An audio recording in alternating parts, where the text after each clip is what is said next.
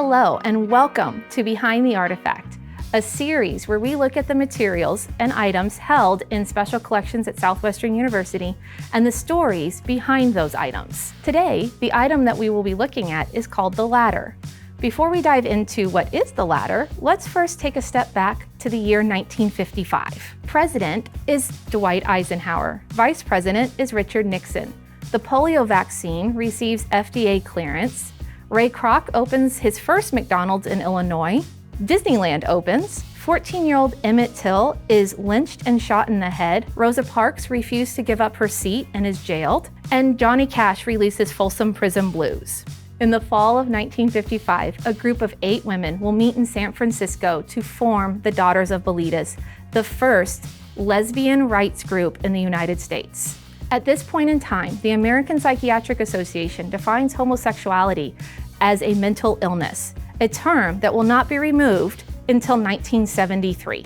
Originally seen as a social club and an alternative to the frequently raided bars, it soon began to provide vital services to lesbian women across the San Francisco Bay Area. By the 1960s, the organization had grown to include chapters in Rhode Island, New York, Chicago, and Los Angeles. In October 1956, the Daughters of Bilitis would go on to release The Ladder. In the first issue, readers could find out about upcoming business meetings, social events, and discussions. Each issue did provide vital information and connected gay women with each other for the first time on a national level. The booklet format also lended itself to poetry, fiction, and longer nonfiction essays.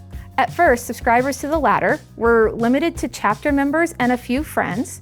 It then grew to the San Francisco Bay Area. It would then grow to a few hundred subscribers nationwide, and then by the time the publication ceased, a few thousand.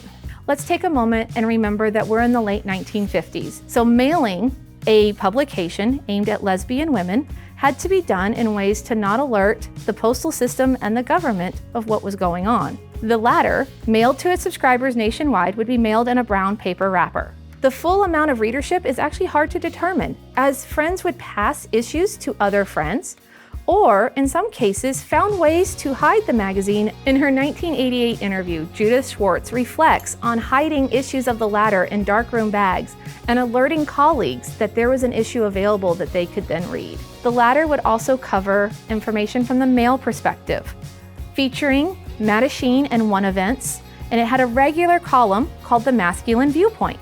The other topic often covered in The Ladder was on research and helping promote legitimate research about homosexuality. By 1970, with the rise of the women's movement and other national forces, the Daughters of Bilitis, as a national organization, collapsed.